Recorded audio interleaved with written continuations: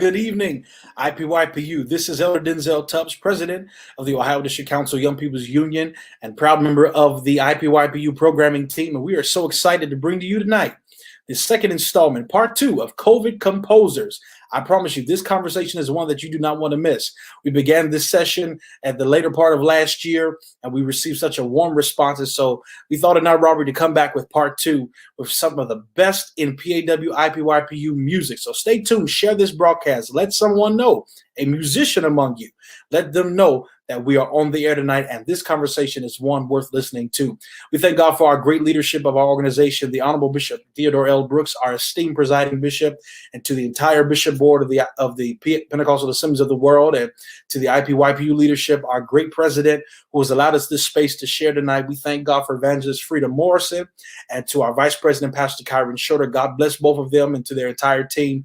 We are thankful and grateful for this space. We have returning with us some of the finest musicians I know, and I promise you they're going to bring to us a conversation that you will not forget. So share as we receive, and I'm going to just bring them up in the panel, not anything elaborate, no extensive introduction, but we have Karma Reese, Reggie Barker, Mark Spellman, Omari White, Harold Perry, Tim Horton, and we may have a few other guests coming in just a few moments, but we are so excited to have these great anointed, gifted musicians from right here in the IPYPU. Family, how you all doing? Good to see you. We are glad to see that you're in the land of the living and that all is yet well tonight. So again, everyone, please share. Let someone know that we're on the air tonight. And if you feel led to sow, definitely the giving options should be on your screen there. Please make sure to sow a seed and be a blessing to the IPYPU so that these kinds of programming will continue to be aired and to bless you in the forthcoming year. All right. So family, again, so glad to see each and every one of you. You are some of the finest and the best in the business. And so I look forward to this conversation. So we left off the first episode of COVID Composers just dealing with the different ways that COVID and this pandemic has affected our gift, our craft, our pen, all of that good stuff. And so the first question I want to just really throw out there to start the conversation, and I'll really pass this to Mark, my brother Mark Spellman, all the way up there from the East Coast. I'm going to throw the question to him. Really, how have this pandemic, has it allowed or even forced you to stretch in your creativity beyond one instrument? I know, actually, I think you play a few instruments already, but is there anything new that this pandemic has stretched you into embarking upon since we've been going through this? And we're now a year in. And so we've had plenty of time to be innovative, plenty of time to just be fresh with our craft, fresh with our gift, and whatever the Lord has allowed us to seize upon. So, Mark, tell me about ways that you've grown in your musical gift since the beginning of this pandemic. Yeah, definitely, man. Throughout the pandemic, obviously, everything slowed down. So that gives us a little bit more time to practice time, kind of takes away some of your gigs. So a lot of the times we use our practice time in rehearsal or, right before the week before rehearsal or so forth. But I've been focused a lot on drums. So with the pandemic, it actually made me go back to focusing a lot on bass. So I kind of want to be well-rounded on both. But as far as the difference of something that was a little bit new for me to try was kind of getting more into the whole sound aspect. So live sound, kind of the live stream.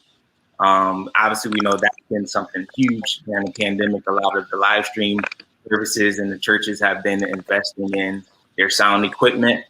So I found myself kind of just playing around and researching and doing a lot of playing around with the church sound and fixing and tweaking what we can improve the quality of everything. And it's definitely been an experience, and it kind of makes me even want to study it even at a school level.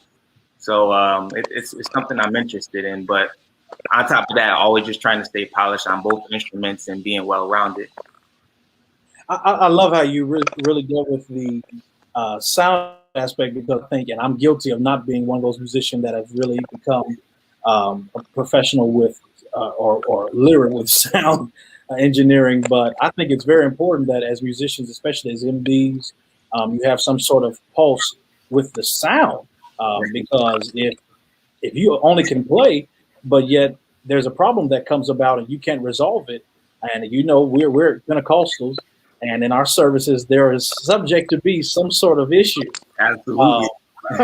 just about in every program.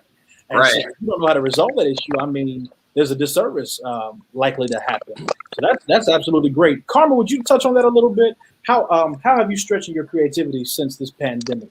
Well, definitely, I'm definitely staying polished on my keys. That's always going to be my heart. But when we started the pandemic, I started diving more into video production. Now I'm kind of inundated in it because I'm in charge of it for my church. Like I had to really take the lead on that because I didn't want my church stream to be at a lower level. I wanted them to come up. So. Sure. I took everything that I learned in school, which I didn't think I was going to use anymore. And I had to start applying that and then just studying different resources to further enhance my knowledge on video production. So like, that's all I do pretty much now is eat, sleep, and drink video production. So me and Final Cut Pro, Adobe Premiere, and cameras galore. I mean, we're best friends. And so, Yeah. I mean, I actually love it. It does require a lot of my time, but I like the end product. Yeah, that's amazing. I'll honestly admit that I'm trying to learn Final Cut Pro. That's one of my main things. I do media at my home church. I think I've mentioned that in the last episode. So yeah, it's great. And I speak to all the musicians that are watching. You hear it from the best here. Be versatile.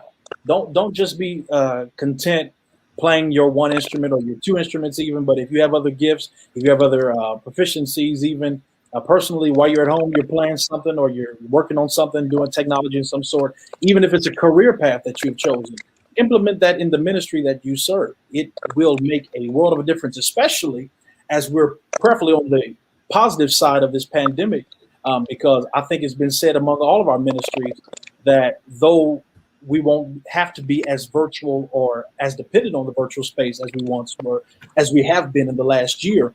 The virtual space still matters. We have to still be just as intentional virtually with our ministries moving forward.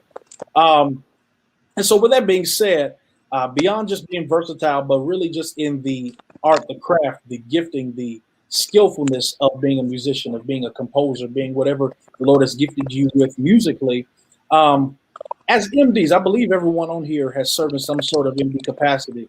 What do you look for? There are a lot of gifted young people coming up with music ministry. There are a lot of people that just have a great mind in a variety of instruments and areas. What do you look for as an MD in prospective musicians? I'm going to throw that at our IBYBU MD first, Omari. I'll just touch on that a little bit. Of course, we don't know when we're able to get back into physical conventions and everything, but when that time comes, the conventions are usually that space where aspiring young musicians try to make the network necessary to get a seat there on the organ, on the keys, or whatever. What should an MD, or what do you as MDs look for upcoming musicians? I know with myself, first of all, let me say thank you again to yourself and to the IPYPU for this opportunity again. I was looking forward to it, and I'm glad we're here. I know for me, when it comes to the convention, in that aspect, when I'm looking for musicians for the next term or for the next year, I'm always looking for guys that are hungry, because I know when I was young, that's all I was hungry. You know, and of course, being on the administrative side of it, we've been given a duty to make sure that they get some type of stipend, because that's just what we have grown into as an organization and church all over the world. But more than anything, just making sure they're hungry. You know, I was talking to a pastor today, and you can hear when a musician has it and when they don't. Excuse me. And in that convention space, you're looking for the young musician that has it and is just hungry and just may need to be shown a couple of things, you know, by guys and excuse me, women that have already been there, also to show that and lead the way. Outside of the convention, you know, like here in my city, as we discussed last time, I've been able to start a consulting business during the pandemic and helping churches with the media and musicians and things of that nature. On a local level, you're looking for guys that are going to be faithful more than anything. because, and I don't mean just faithful to the church, but even if you're going to look at it as a job, to be faithful to the job and faithful to the craft, because we have a lot of musicians now that can play circles around each other, but when it comes to being dependable, and on time and being able to execute at a high level, that's where the ball kind of drops. So for myself, I'm looking for when I look for guys to either play with or to hire, I'm looking for guys that are well-rounded and not just driven by the spotlight that being a musician carries. Tim, touch on that, man. Man, I agree. Everything he said is exactly what I look for. Only difference is the people that actually want that spotlight. You can be hungry all you want, but to me, there's a difference between being hungry and being thirsty. The cats that are thirsty, man, like they want that spotlight. I don't care how dope you are. If you're thirsty, I don't want you. I'm good. I'm okay. Go back there. We'll see you in the hallway. I'm good. Now the cats that's just sitting over there to the left side of the ballroom, I'm like, wait, that's that cat that was on IG that was going crazy at home, practicing like crazy at the crib. Hey, yo, what's his name? Hey, go get him real quick. Hey, are you free tomorrow? Are you free or this weekend, so that way we can actually run through some stuff and get ready for the next concert? Because I see that you're hungry, you're just not outspoken. And there's a lot of cats that they're hungry, they know what they're doing, but they're afraid to say, hey, can I play? Or hey, what do I have to do to actually to get up there? So I agree with everything Omari said, man. If you're hungry and you're dedicated to the craft and you're humble about it, you're not trying to be out in everybody's face, you just want it for the limelight, you want it just to be, you just want to be a part of the crew, but in a good way. You know what I'm saying? That's what I look for sure. And that's a great segue of especially to the second part of my question, the converts. So we know what MDs are looking for in up-and-coming musician, but what are the definite no-nos, especially as we go back into our sanctuaries? What are the definite things that are just absolutely don't do it? Major turn off. You will never get an opportunity. You will not play in this town again. The floor is open. I'm just going to open the floor up for this one. I believe this is a conversation that may go anywhere. I'll go Reggie, talk to me, man.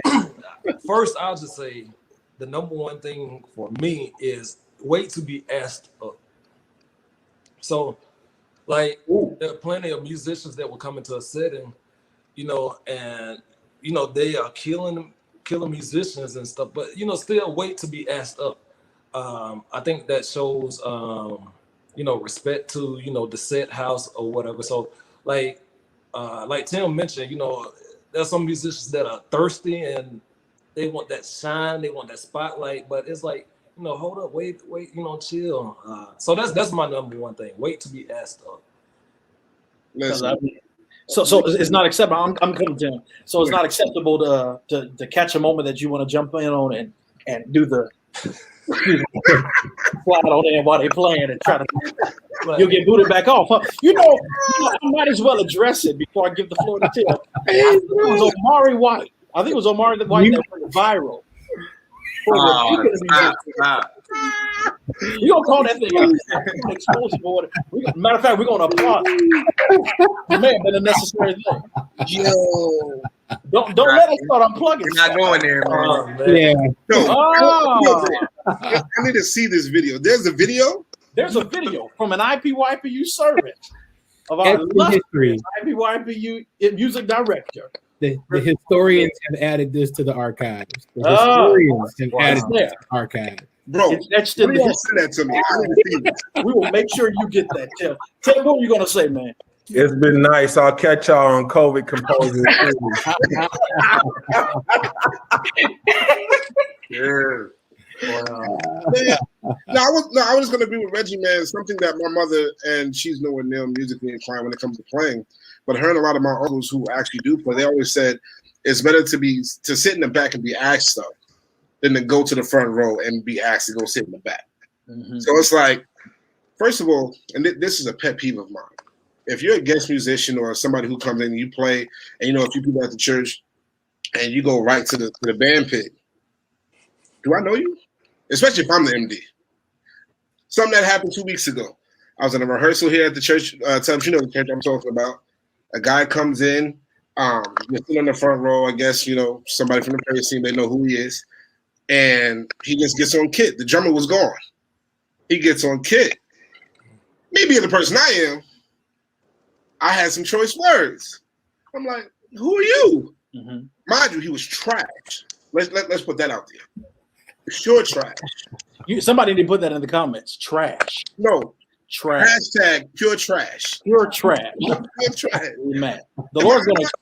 Can I speak life into somebody? I'm giving somebody a break before you finish the story. This is about to be hilarious. Go ahead. Because there's somebody in the comments tonight that is pure trash. Somewhere else. All right. And this is with the love from Elder Denzel Tubb. Oh, I love everybody. Lord. Pure trash. The Lord has something better for you somewhere else. Go ahead, Tubb. Hey, bro. No, but I'm like, what is he doing? Well, I asked him, I'm like, hey, stop, we good. Mind you, the songs we were doing wasn't hard. One of them was Bless the Lord Thy Tribute. We all know that song. It's a very simple song. And there was a click track going, a loop going, you couldn't keep up. He's playing like a 4/4 rock beat. I'm like, bro, what are you doing? Like, no, that ain't it. So I'm like, yo, if he would have been sitting there like, hey, do you need a drummer? I would have been like, nah, I'm good, because I don't know who you are, you know what I'm saying? But if it's somebody that, hey, yo, homie right there is nice. Cool, hey, yo, come sit in. But as you said, yo, to be honest, like, just, especially if nobody know you except for one or two people, and none of them are musically inclined, it's like, that, to me, I take that as disrespect, because you're really disrupting my rehearsal at that point. You know what I'm saying? So I agree, Red. I definitely agree. Major no. Harold, talk to me, man. Really, to kind of, everything that Reggie and even Tim said hit right on the nail. For me, I'm the type of person, I don't like folks just to plug up and play. That's like that drives me nuts. Plug up and play. It's one thing, even when you're asking a musician to come, my thing is understand what's happening in the room, especially if it's a worship moment that's going on. Sometimes I'll have the band completely stop depending on what's going on. And I'll either have piano and strings or whatnot going on. And sometimes when you have guest musicians or guest guys that are there, especially if they're just eager to play, number one, they have not really just looked around and see what's going on in the house. They're just concentrating on their part. So one thing I always tell band members is, understand, even though I don't care if you're on guitar, drums, spoons, whatever, listen to what's going on. So, that may not be an opportune time for you to be in that moment. And sometimes, and we see it all the time when we visited other churches, we see where moments are missed because the band is going for licks, and that's not the time for that. And it's the time to where, okay, you understand, you see where almost like when the service is building and you're like, okay, man, this is where it should go into the band. It goes like total left field. And it's like, what are you doing? And so for me, when if it's a thing, especially if I'm MD, number one, I'm always looking for the guys, as Tim said earlier, as those guys that are thirsty, but at the same time, they are teachable and they're open. One thing I always definitely look for, and even just aside from my own band, just in bands in general, I'm always looking to see not only what I can bring to the table, what can you bring to the table? What can I gain? What can I also gain from you? Sometimes we're in a position where, we're just giving, but sometimes, it's a wonderful thing when you can have the cohesiveness and you can learn from one another. I love working with musicians that like to further educate themselves on, why do I play what I play? How does this fit? I may not play every single pattern correctly for what I do, but are you teachable? Are you able to learn? Are you able to apply? Are you coming in more so from a ego aspect of, okay, yeah, I got this. Yeah, you see me on YouTube, you see me on IG, and you can't tell me anything. Those type of folks, I don't want to work with, because at that point you're already coming in as if you're unteachable. And for the area that we're working with in ministry, everybody is teachable, from the oldest to the youngest. You're always going to learn. You're always going to grow. But if you're not willing to be able to take constructive, criticism or things that will help you, it's going to be short lived, because folks are going to be like, you know what, that brother, he can play, but he don't listen. And we all know people like that. It's like, okay, yeah, they can play, but they don't listen. They don't follow. They don't, and at that point, it's kind of like you might as well be playing by yourself, because this every man for himself is what it sounds like when nobody wants to listen. Nobody wants to. As you effectively lead, you have to be able to listen as well. So that's a bit pet peeve for me. This conversation is amazing. I think Karma's about to say something, but before I give it to her, don't be one that doesn't listen. And I'm just going to say this as a tier 1 MD. Don't be that person that doesn't listen, but transposes to pick a struggle today. All right. Yo, somebody watching. Karma, the mic's yours. Go ahead. I agree. Transposing is a no. We've had a whole year to learn all of our keys. Okay, just in case you don't know them. 500,000 people it's okay. God spared you. You can't be. Listen, so that's a no. But I want to speak to a no for me is the lack of character. I don't want to just bring in a musician just to fill a spot, just because they can play and they can articulate the music the way I want it to be articulated. But then I have to worry about, are they going to be on the news for this and for that later on, because they just have a reputation. And I think in church sometimes, because we want our programs to still go on, we kind of will sacrifice on the character and I'll deal with them for a little minute. But then when it gets really bad, you're like, oh, I shouldn't have done that, And so I think we have to do a better job of doing character references from individuals that we bring on our team, because whoever you bring on your team is now in partnership with your ministry. Yeah. So they basically, whatever your ministry stands for, the people that agree to work with your ministry, they should represent those values as well. We're not looking for perfect people by any chance, but I do think that you have to have people on your team that have integrity. You don't want to be getting calls like, hey, I just got a call from so-and-so that your musician was here and doing this and all this. And you, come on, we just had this conversation. Like I told the team at the last convention, I said, look at here. I said, my name is clean and I want to keep it that way. I said, I'm not monitoring what y'all do. I said, but please honor the Lord while you're here at this convention. I said, if I find out about anything, it's not going to be pretty. I said, because I want us to operate, with the spirit of integrity and in excellence. And so they laughed at me, and but they I think they took me to heart. I ain't found about nothing. Y'all don't tell me now. It don't matter. Okay, this is 2021, so we gonna give them a chance. But I think that we need to be hold our teams to be more integral and just operate in character just before bringing people on. So that's a big no for me. I want to throw this question out there to the whole floor. How powerful is it for the pastor, because there are pastors that perhaps are watching, how powerful is it for the pastor to aid in that kind of in having or establishing the relationship with musicians to kind of foster that idea of character?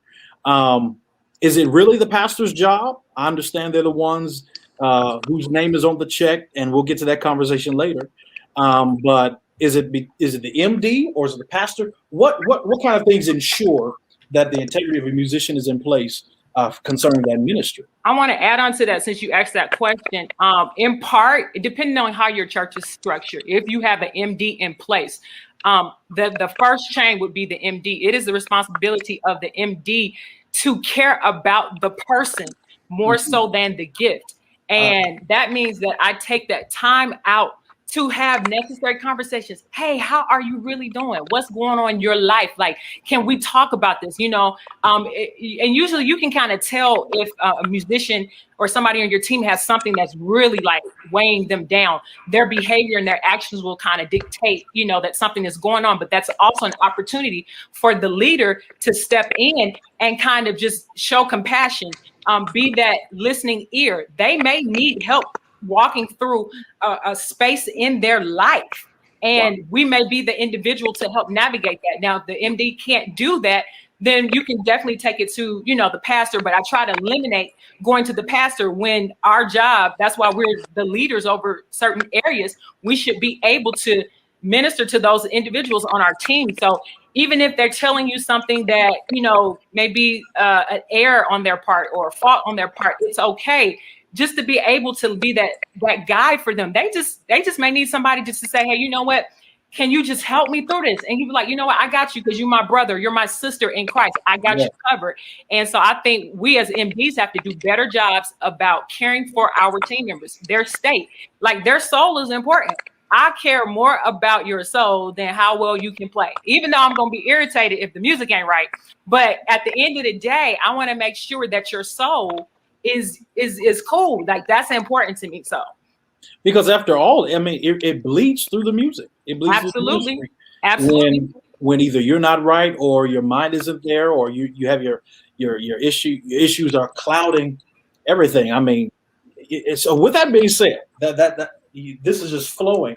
And if you have not shared this to our musicians and friends out there watching, please share this conversation. This is getting better by the minute. So with this conversation going in the flow that it is, the question that I have, and I'll throw this one at, I'll give this to Harold. Initially, at least, I'll give it to Harold.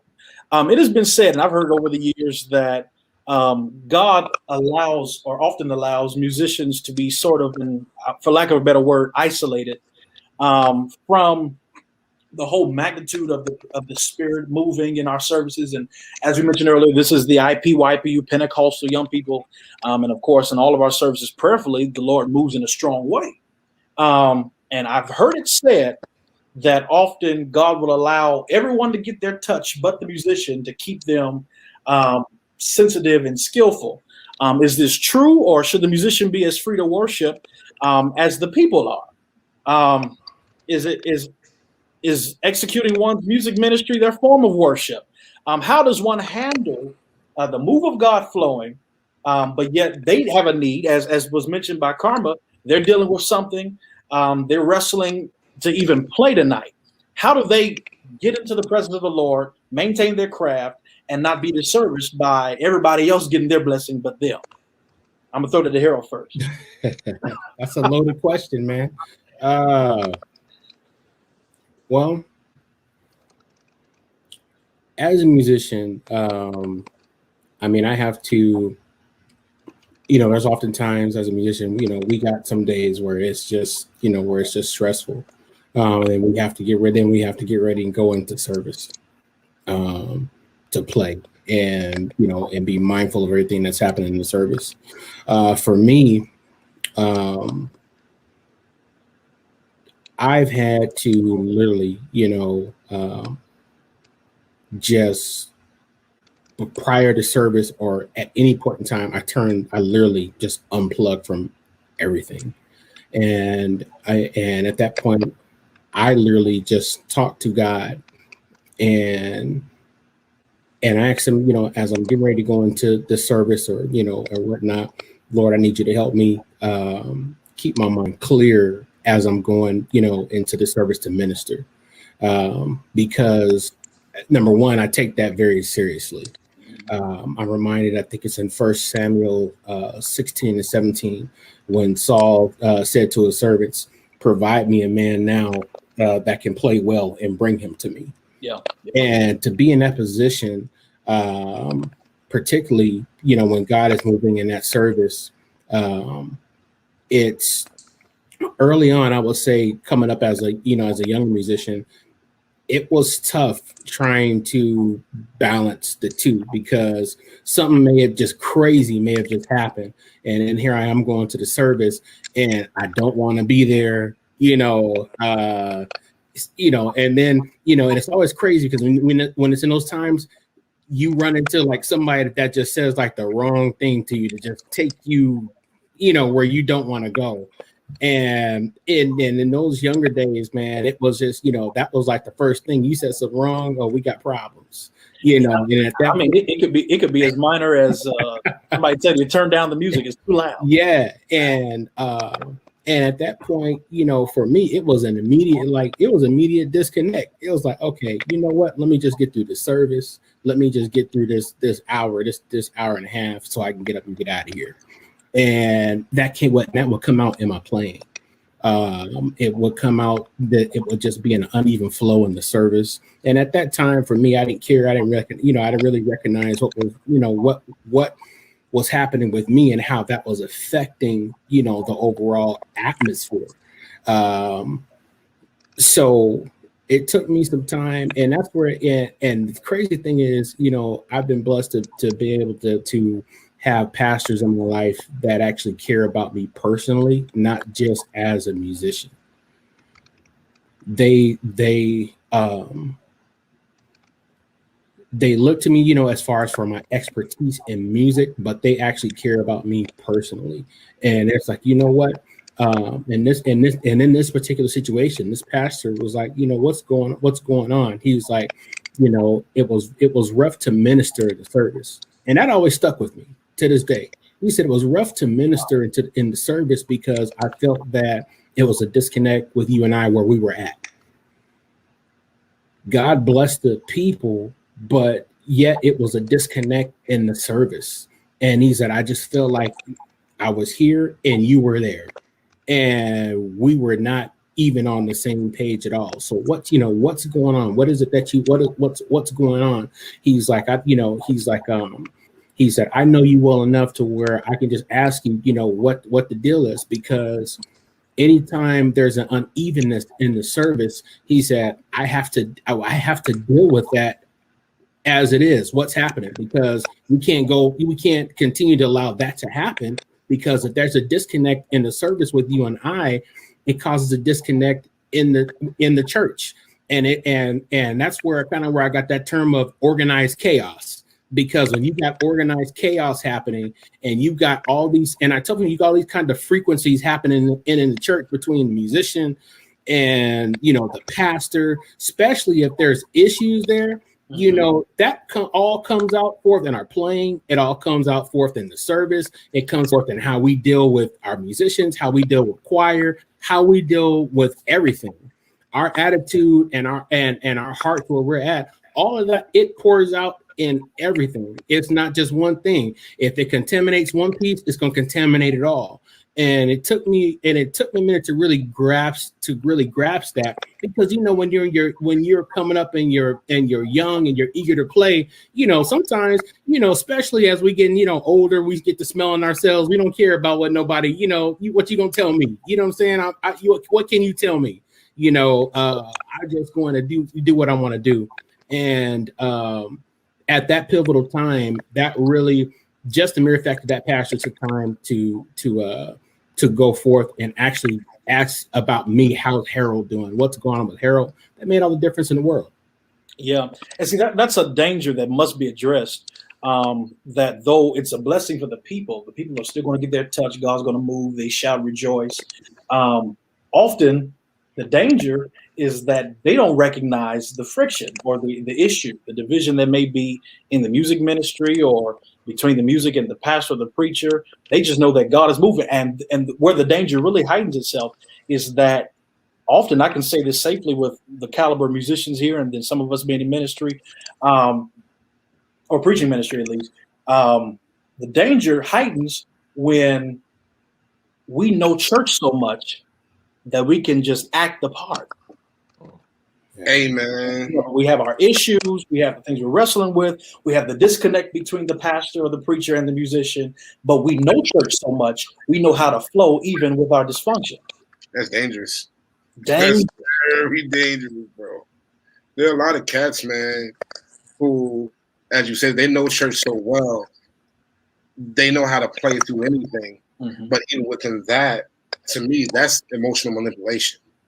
you know, versus actually having the Spirit, actually knowing the Spirit. You're playing to, oh, I remember when such and such was in a service like this, and this was going on, they did this, and the people went crazy. Okay.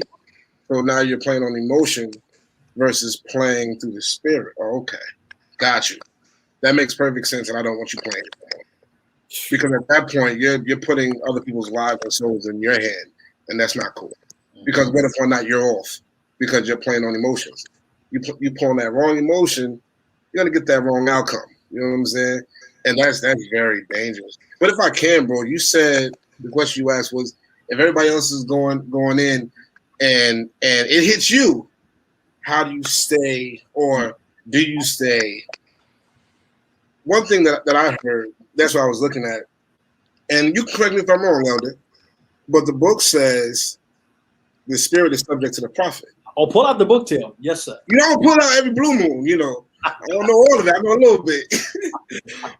but one thing that I've had to learn was, because this has plagued me sometimes back when I was in like my early 20s, everybody else is doing things, I don't feel nothing. And then once I started filming, I'm like, wait, I'm trying to play, but dude, you pulling on my shirt. Like, come on, like, what are we doing? Yeah. And then I read this scripture and I talked to a few pastors that I'm really close with. It was like, dude, you can control that. You can still feel, but use that to play. I see. Yeah. And then at that point, you're not doing anything. One of my good friends, his name is Chris McNeil. He said something years ago. He was like, dude, did you realize that playing is actually prophetic? He was like, you hear first, then you play. But that comes from something else he said a couple of weeks ago. That's fellowship. You got to have fellowship with God first to know what you're doing, to even be able to see it. So it's like, my thing is, okay, yeah, I feel God. Cool. I'm glad I do. Now tell me where to go. And my very first time experiencing that, when I heard God say, play this, don't play it yet. Wait. Now play it. And I did. The whole church went, I was like, it scared me. Because it's something I've always heard about. You know, a lot of my uncles have always talked about it and told me how living a life will actually get you there. But then when I saw it, I was like, and I felt, I'm like, whoa. Oh, that's what that does when you say yes? Oh, okay, cool. Say no more. You know what I'm saying? But the book says, you know, the Spirit is to the prophet, like, hey, listen, yeah, I'm here, but now that I'm here, let me guide you how to move this whole service. Let me guide you to help somebody else get delivered. We're gonna get to you, but let me get to them first. You see what I'm saying? So for me, I love it.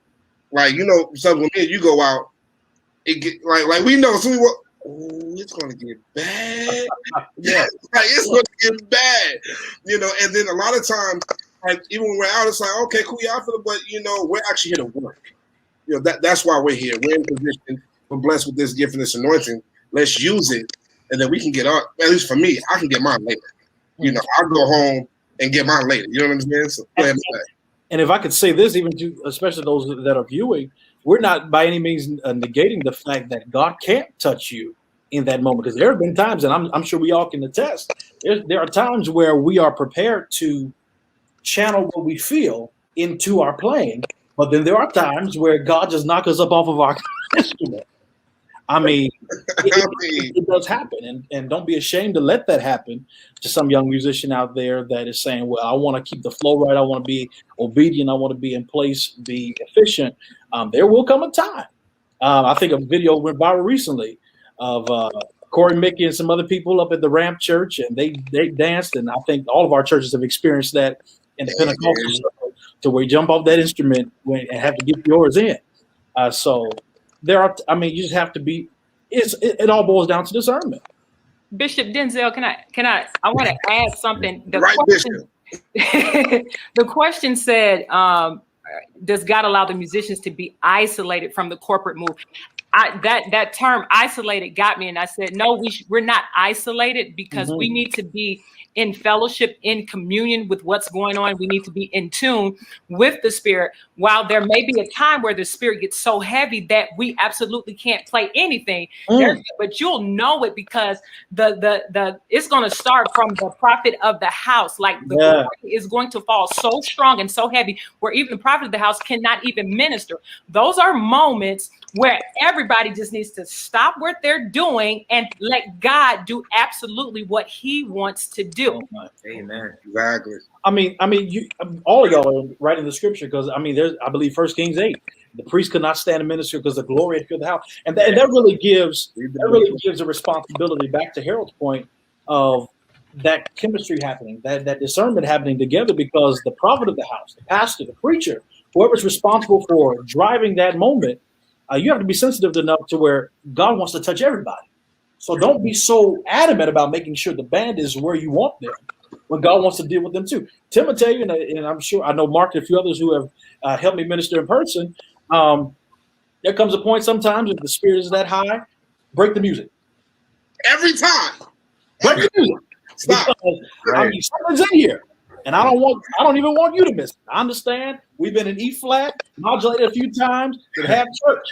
But at the end of the day, we could have danced for about 20 minutes. But if there gets a point where the glory's in the room and everybody needs that moment, be mindful. I'm speaking to all of the evangelists out there, the pastors out there. Be mindful. It's not just about the musicians getting paid to do things efficiently, but their soul is at stake just like any other believer that is in the room. Right. Right. Now, and we're around the third and headed for home here. And I said something real slick, and I did it intentionally because it was going to take us where we needed to go. Listen, I caught it. I knew you would. So, one of the biggest issues, and again, those who are watching, we thank you for sharing. And if you haven't, please share this because we're going there tonight. You're basically eavesdropping into a conversation among some friends tonight. We're not really as concerned with being live as we are with telling the truth. The biggest issue in the dynamic of musicians, leaders in the church with musicians or anything music-based is one word, the big P word, and that's pay. Or you can change the word, the M word, money. Musician pay in the church. Okay, we know it's necessary. We know it's mandatory, but what dictates what a musician should ask for? Does today's limitations with the pandemic and virtual options change those standards? I'm going to open the floor. I'm not going to give it to nobody in particular. I just want you to jump on it. Let's discuss pay, musician pay in the church. I'll kick it off, and we can go from there. I feel it's a level of professionalism, and when I say professionalism, I don't mean you have to be considered a professional, but you can still bring professionalism to the table as well. Mm-hmm. I might be interviewing for a job, but I'm gonna look like I have the job already. So like, I feel like you have to at least bring professionalism to the table, like meaning attend rehearsals, be on time, dress accordingly, have your own equipment, make sure your area and everything is all set. Attend the services that are throughout the week as well, if that's what's required of your leader, your pastor. And then ultimately, sometime maybe the amount or per se, I feel like you should leave that up to, you have to take in consideration of the size of the house. Sometimes some of the smaller churches may not be able to upkeep what you might be asking for, or, some of the larger churches might be able to go beyond what you're asking for. I think it definitely plays into a factor, but that's a conversation that you would definitely want to have with the MD. And then I'm sure the MD would either bring that to their treasurer or the pastor or however their flow goes. But I definitely feel you have to bring at least some professionalism to start to be able to consider getting paid. So, and I don't want to put words or take words from anything you said, but I just want to throw this somebody else advocate. I won't say the devil's because we sanctified, but I'll throw this slight refutation of a question out. So, does that mean in some way that the musician is really not entitled to what they charge?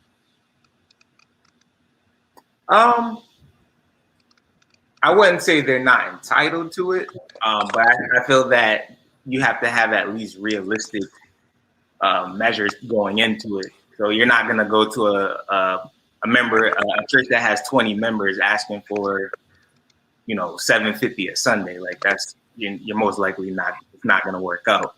Mm-hmm. So like I said, I feel like it boils down to the conversation. But I mean, if you are a certain caliber musician, if and we know who those are. Certain people are on tours. They might come off a tour for a season. Those are the musicians you're most likely going to have to come out a little heavier. But it all depends. Your resume speaks for it in some ways, just like any other profession. Yeah. Tim, I want you to touch on that. I see your hand. Go ahead. Hey, man.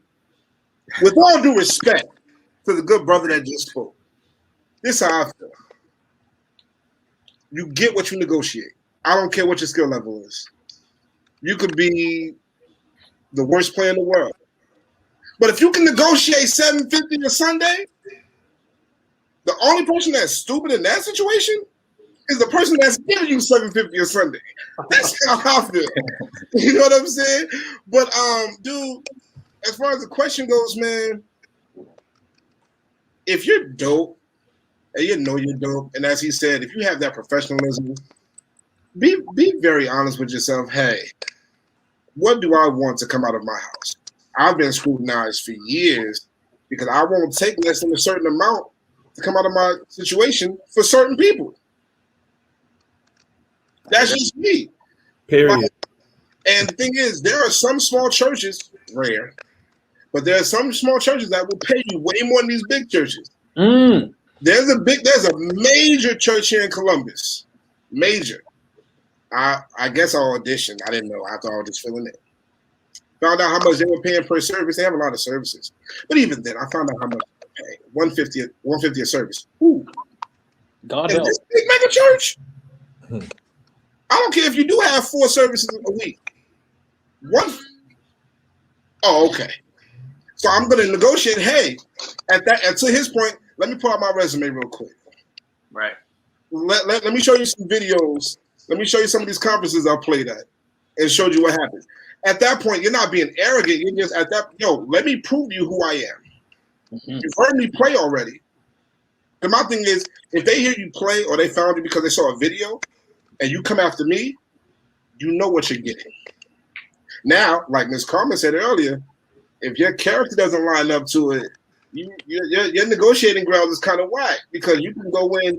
What's the name of that church, Tom, where we went last year? I forgot the name of it. Was it Lima, Ohio? I can't think. Lorraine, Ohio. Hey, man, like I told you then, they can't just have anybody in that church because certain churches, man, they got something so precious, they can't just bring anybody into it. I don't care how much money they pay. But my thing is, know who you are, know what you're worth, and know how to negotiate.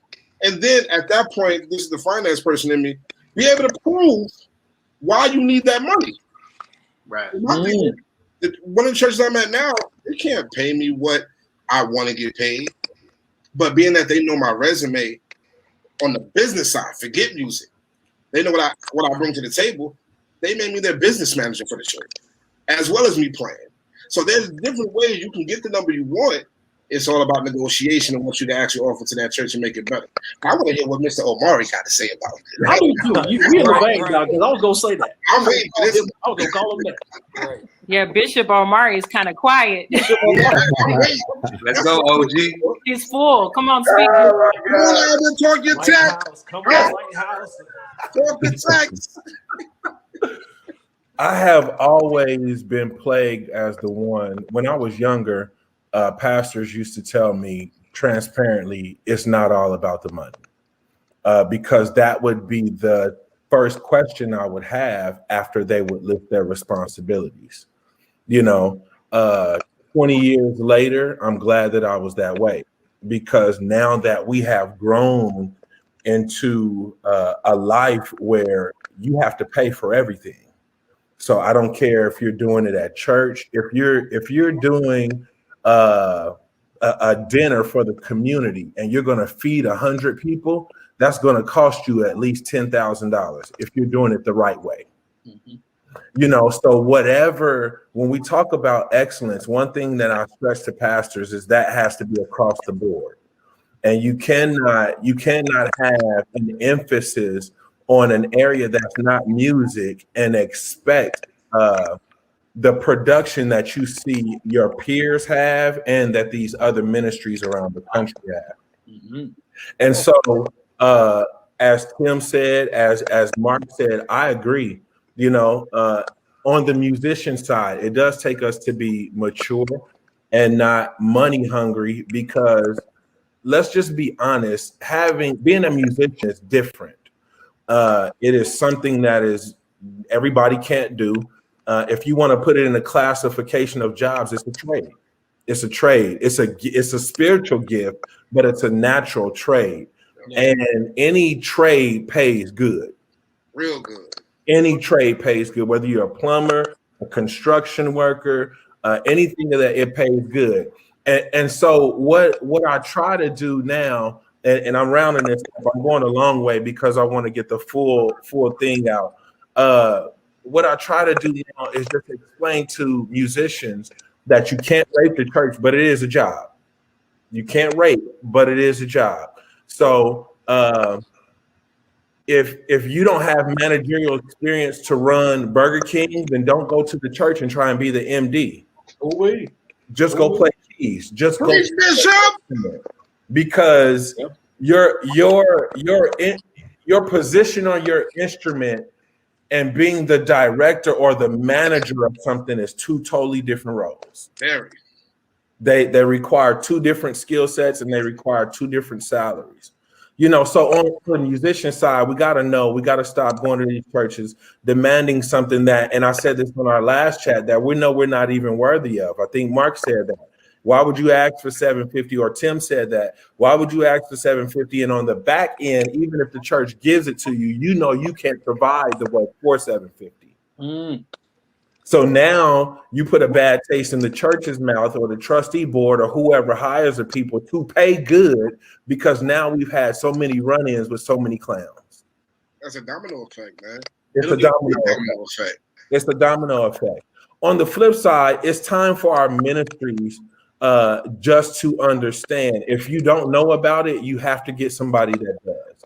We have too many pastors and not just pastors, but unqualified people in the church that are trying to tell qualified music people how it goes. My goodness. They're not like that. And that's why we have so much tension between the leaders of the music and the leaders of the church. Because even though I trust you to preach me where I need to go, to preach me into my purpose and my destiny, you hired me to drive this ship musically. Mm. So there's a level of responsibility now that you have to relinquish to me because you trust me. So all of that comes within the salary guidelines. I wouldn't pay somebody $100,000 I don't trust. I don't care how good they are. Jeez. And so at the end of the day, yes, I do believe wholeheartedly that the pay goes in with the ministry. It does. And I believe that the pandemic has changed the spotlight for the pay for both spectrums. Here we go. No longer can a musician come to church and not know the music. We're not even there every week. We're not even there every week. Most churches that I talk to around the country are trying to do pre-record, or they are doing pre-records every other week. So they're taping 2 weeks out. So if you're doing a pre-record once every 2 weeks, that means you have 13 days to prepare whatever has been set before you. So no longer can we pay you to be unprepared. We can't pay you to not dress the part. We can't pay you to be late. You know, we can't pay you to know the music halfway. We only can pay those people who are going to come in here and be fully prepared. Not only because see, the thing that's tricky is when you start talking about money, the ministry aspect is still there, but now it's a job. Yeah. So I don't want you to cloud me with church jargon. I'm giving you a check. And so let's hone in on that. Yeah. You know, and then from the ministry side, it has given the numbers a different outlook, because now, as opposed to paying a musician for a service, a rehearsal, and a Bible class, they still want to be paid their money, which I think they should, on a case-by-case situation, because everybody's budget in this pandemic has been slapped around like Floyd Mayweather fighting Mike Tyson. Sheesh. Everybody's. And so if you don't have it, you can't get orange juice from apples. You can't. Mhm. But to the best of the ministry's financial abilities, you have to hire the people that can give you the best result of excellence. The best result of excellence. Again, if you don't know, I encourage all pastors, all ministries, to find some in every city, whether it be major or minor, there is a musical influencer that can tell you about your city and your musicians. That is And in every city, there may be somebody too that has a national reach. You know, so to round up, and I know my answer was wrong, probably like that Harold thing. I had to take a little text. But I do. Right now, I resigned from a position that I had here in Houston because I have so many ministries that I've been helping and that need help around the country. Now I'm going to start taking opportunities outside of the city now that traveling is opening again, and we're going to help these ministries stay afloat, because for Easter, now everybody wants to figure out, well, how can we go back in and be online? You know, and so now it's created a whole nother avenue, again, like I just said, for an influencer like myself who knows that lane and has tapped into it. So I believe it's an opportunity for everybody to come up. The church and its excellence and its music. And also the last piece to this that we talked about, and I'll tie in with the money. I wouldn't, and I don't pay anybody money that I don't have a relationship with. I love that. My yard man, when we first started out, I did not know him. He is a Hispanic gentleman. By the third time that he cut my yard, I knew his first name. I knew that he had a family with 3 kids. I knew what the kids were doing, because if I'm going to pay you money on a consistent basis, I need to have some type of relationship with you. Gotta have that rapport, man.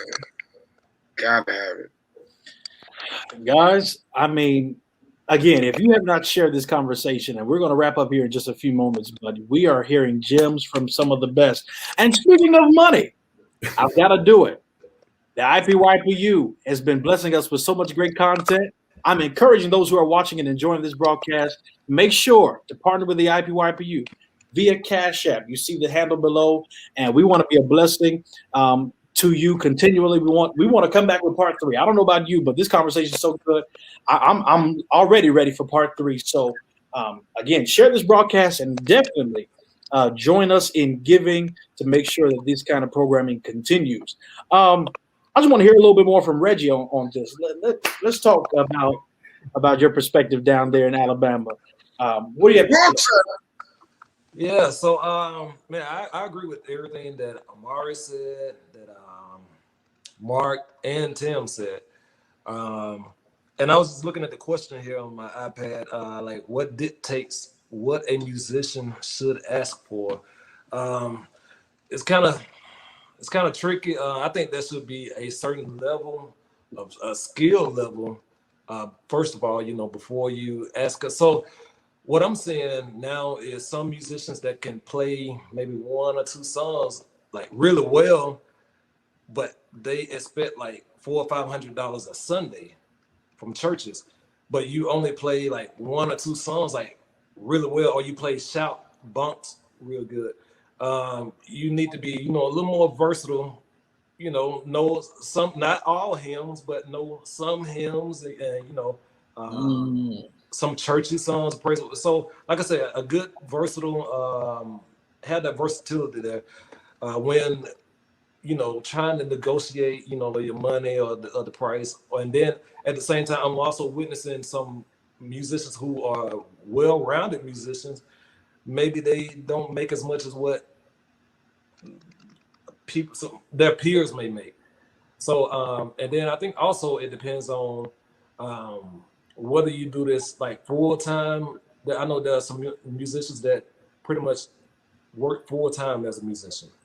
So you have to consider that, when you like if you're a pastor and then you want to bring in this type of musician, well, this is all this musician does. So he or she is gonna command maybe a little bit more money because they don't have that full-time job on the side. So you also have to take that into consideration. So I don't know. This is a tricky kind of subject and topic.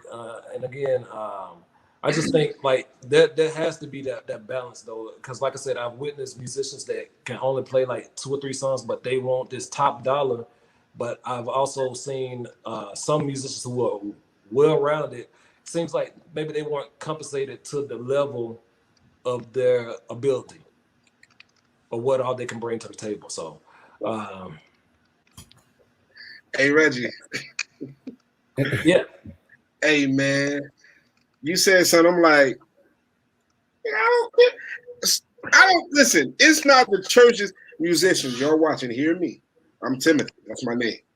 It is not the church's fault if all you do is make music and make money. It's not. I'm not knocking that at all. No. I'm not saying you saying that, bro. I'm just saying there are a lot of musicians watching and people that will watch, the replay whenever. And it's like, yo, dude, if you're not making that money to sustain your household, find something you like to do and you're good at. Go get a job. I'm not saying you can't make that money just playing, because I know people who can. You may have to get 2 or 3 different churches to equal the money that you want. But it's always practice, depending on the church, to sustain your livelihood. If you do that, case in point, pandemic hit. What was all these cats doing? Yeah. Like, what were you doing? Then on top of that, and then I'm done. Dude, in my opinion, when it comes to live streaming and trying to get money, we're not doing services, but we're actually, we're either going to live stream or we're going to pre-record. In my opinion, depending on what you're doing, pre-recording is actually going to cost you more if you're calling me in. It is. It's going to cost you more than me just doing a Sunday situation because, hey, number one, you're talking about a form of production now. You are. There's a lot of editing. I got to call the cast to actually put stems together and things like that. It just depends on the level that you're doing. Right. But I'm going to charge you more. Now the catch-22 is, does the church have the money to actually pay that now? Because, of course, tithing and offering for some churches had decreased, and I get that. But at the same time, you go to the financial world, it's an opportunity cost. Do I pay this money that I really don't have or I have, and risk actually getting that influx of money to come back through? Or do I say, you know what, we're cool, we're just going to give a word, play a couple of tracks, call it a day? So that's the opportunity cost a lot of these pastors had to deal with. And some of them, they made out very greatly. They have, but some it's like, nah, I'm not paying that. But then that goes to the musicians. Hey, if they're not going to pay you, what you going to do? Sit at home? Be broke? Nah, find a job. Or take those $50 gigs that nobody likes. But I'm done. My bad. Also, to piggyback on one thing Amari said, when he was talking about in terms of, when we've been hired to do a job, for any pastors that's listening, if you've hired, a great musician, a great music director, respect our expertise. Respect our expertise. We've not only got hours of preparation, we've got study time, we've got our practice time. I mean, we know how to effectively do what we do. And alongside with that, be our advocate. Be an advocate for your musician. Sometimes, I'm not going to say sometimes because it happens all across the country. Sometimes you get those, opinionated, congregation members or, or folks in the church. And sometimes pastors tend to go towards them and leave you out in the cold. And it's like, okay, what's up? Mm-hmm. Be an advocate for your musician. If you have an awesome music director, an awesome minister of music, you're doing them a disjustice by not allowing them to do what they're good at doing. That's what you hired them for. So at the end of the day, please respect, our expertise, especially in this pandemic, because there's some pastors that probably have no idea that their music directors know anything in technology, know how to put all this stuff together. Mhm. Why? Because they don't talk to them. They figure, okay, well, we're gonna go this route. Let me just set my phone up and we just do that. Man, your ministry, or you could have so much more if you allow us to do what we do. You hired us for a reason. I mean, at the end of the day, a musician can be like, okay, yeah, I'll take your money, fine, whatever. But you hired us to do a job. So allow us to do that job. Allow us to be able to help propel the ministry. Because at the end of the day, you want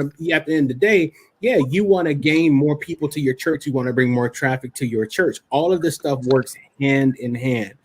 And it's all for naught if you don't allow those in your music ministry to do what they do. And I must say, and I'm gonna pass it to Karma, but I must say, you're totally right here, because, and I don't want to sound insensitive or even ignorant, but it's the truth anyhow. Yes, Mother so-and-so, who's been a great tither for the last 40 years, her opinion matters. But if she doesn't do what she does, there's less of an effect on the ministry, right, than that musician not being there to do what you need them to do. Exactly. Oh Lord, they ain't gonna like that. Yeah. Right. They're not gonna like. I'm preaching better than amen tonight. Amen. I want to say to churches, just top tier leadership, I believe that churches should do their due diligence before putting out a request for musicians.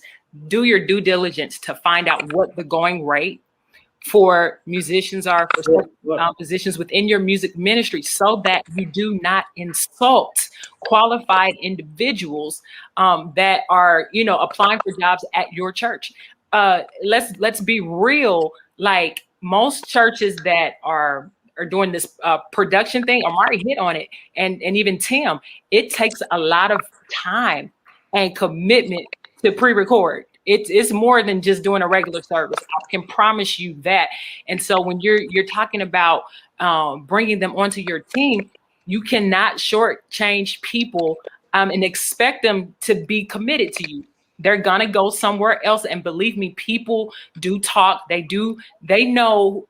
They talk amongst their community to find out, hey, what's the going rate? What are they paying you, and all that kind of stuff. We don't want, as church leaders, to insult people that are qualified to help push our ministries even further. And it's not being arrogant, but we want to be right. We want to be just by people.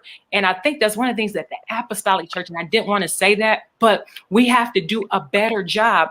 I get taken care of better by people that are not of the apostolic persuasion. I need you to say that again. I get taken care of better by people that are not of the apostolic persuasion. I don't even have to give them a number. They tell me this is our budget and it's good. And I'm just saying, we just have to come up in some areas. And I really want to challenge the pastors, especially in our communities, to come up in that area. Hey, man, that thing's so crazy. Carm, you got me a real stutter. I'm over here praying. One of and we are not in any way highlighting our denomination, but it is what we have been a part of, and it has been. I've said for years that my friends, when they go to conventions, what our organization gives us makes it look like they don't love us, but it wasn't until I started having those conversations with the leaders in our organization to let them know why, it needed to come up. I've had countless conversations, our apostolic background, just say, you just do it for the Lord. That's it. You got to come in after a while. And you're super superb. Okay, well, yeah, little Marvin used to play for us until the Baptist church took him when he was 17, and then he just went on down, But at the end of the day, it's, and I think we're coming out of it. I haven't been around to a lot of our apostolic churches lately, but from what I know, with the ones that I do know, that have tried to change not just their music ministry, but they've tried to upgrade their entire ministry and bring it up to date. Even though we're apostolic, does not mean we have to be behind. That is not what that means. But Karma, excuse me, you said exactly where I was going. Do due diligence. If I go to Burger King and I'm going to be put on fries, they know the lowest number they want to pay me and the highest number they want to pay me for that position. And a lot of times you have churches that they deal with things. Hold on real quick. Bishop has to go get some water because he's about to preach. I did it real quick. I had to take a quick swig. I will pull out but we got enough musicians. A lot of times our churches, they hire according to what the musician is asking for. So if Tim was at a church, and then I come behind Tim, they'll say, well, we were paying Brother Tim $500. And then when I say, well, I want $7, they're going to try and stretch, then the checks become, well, don't cash till Tuesday and this, that, and the other, But as Karma said, if you do the due diligence from within your own organization, then you'll know when these people come to the table what you have to give and what you have to offer, also with what they have to offer. And then lastly for the night, I just cap off with my last piece of what Harold said. As pastors have been doing this for as long as they've been doing it. I had a pastor tell me one time, I've been doing this 20 plus years, and I understand that. And I respect that, but I've also been in this same lane that I'm in 20 plus years. And so it has to be a respect of the position. Although the pastor is the priest of the house, I believe it's the maturity of the pastor that will relinquish himself to be open to the relationship of him and the minstrel.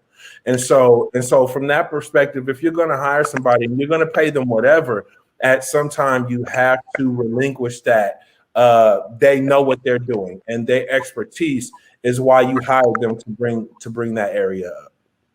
Man, that was so funny, dude. It was so funny because I think all of us have been there. It's like, hey, yo, absolutely. I got it for you. Like, we got it. But we got it on Tuesday. Yeah. Like, we got it Tuesday. So you mean to tell me I got to wait till Tuesday to get the check to go cash it? Then I got to wait till Thursday to get it because the bank is going to hold it for 2 days. So you want to wait till next Sunday to get paid is what you telling me? And you already waited an hour and a half after church because they were short. And sound check was at 7:30 that morning. Hey, man, I'm hungry, bro. Get me and they still owe you about an extra $100 from last week. From last week. You ain't paid me for the 3:30 service. You ain't paid for the funeral on Thursday either. Where my money? But yo, just like you said, bro, if musicians, I'm gonna speak for myself, but hopefully this applies. If musicians speak about, hey, yo, right, because I've lived all over the country, and every city I go into, I try to know at least one person. If I don't, I go to Facebook, I go to Instagram. Who do I know through who? Bet. Hey, yo, tell them I'm in the city. I need to talk to them.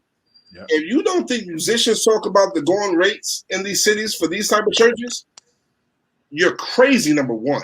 Yeah, absolutely. I just moved to Columbus. I don't know the going rate here, but have I asked around? Definitely. Does that mean I'm going to change my number? No. I just know, am I going to make money from church or am I going to work my 9 to 5 and church? You know what I'm saying? So pastors should do the exact same thing. Hey, even if you don't like talk to musicians about money, cool. Talk to other pastors. Hey, what did y'all pay? What's the name over there? Like, what are y'all? It's more so the ones that are on the same playing field as you than the ones that's above and the ones that's below. Like, they don't have that many members. So that way you can find the common ground for you. Take that number back to your church and like, hey, let's look at the numbers for this year and can we afford this consistently throughout the year? So, like you said, you don't have to worry about, well, you gotta wait till we deposit and then you can go deposit. Then when you get deposit, you can deposit and we good. Yeah, that makes no sense. Yep. I do due diligence, man. We good. Straight up. For sure. Because after all, somebody's getting a check around here. Somebody. The pastor gonna get paid for sure. Somebody. You know what I think we should do? I think we need to do this and bring a few pastors on. Leave me out of it because they won't like me. No, you gotta be here. Because Denzel, I think we are right now with COVID and where we are in life. If there's not some, and I said this our last conversation, if it doesn't begin to be some type of bridge built, because really what we're talking about is a mishandled relationship across the world. Yeah. And if there's not a place where it begins to get repaired, it's only going to get worse. And I don't believe all ministries are bad. I don't believe all ministries have these issues. But I do believe that we need to now stop kicking these issues under a rug from every topic we have discussed and start putting some of this stuff on the table and discussing it. And good, because we're not going to agree on everything, and that's good. I don't think we here have all agreed to everything that everyone has said tonight, but we all understand what everyone has said. Right. And so from that perspective, when you have an understanding, you know how to deal with people differently. And so I think since we have this space, I think we know a few pastors, and I'll call his name publicly. Pastor Nissan Stewart is one I would definitely put on because he understands both sides. Mm-hmm. He's a world-class musician, and now he's taking over and changing as a world-class pastor. So I think we should do that. You should definitely have a pastor that don't believe in paying. Yeah, you gotta have I know. Bring him on. I know. Bring him and her on and make sure I'm here. I'm gonna say what y'all won't say. Those. From every perspective, man. From every perspective. I love that. I absolutely love that. Well, friends, I'm telling you, IPYPU, we have heard again the best conversation or from the best that could ever give this conversation. So share this replay. Make sure that people get to hear this conversation further. And I promise you, it's getting even better from here. We're going to do part 3. And you done already heard the next idea. We're bringing in some pastors with all kinds of perspective on how the relationship between pastors, ministers, and musicians should be. And so, again, if you have not sown already, please make sure to sow into the IPYPU. The options are available on your screen. The Cash App there. The handle is $IPYPU.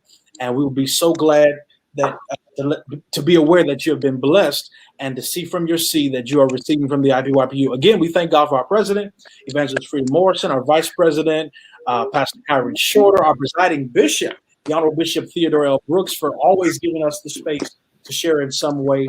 To the entire leadership of the IPYPU, we thank God for each and every one of them. Share this broadcast, sow a seed, and let's thank God for all of our panelists. And we will be back next time with more of this conversation, COVID composers. God bless you. Have a great night.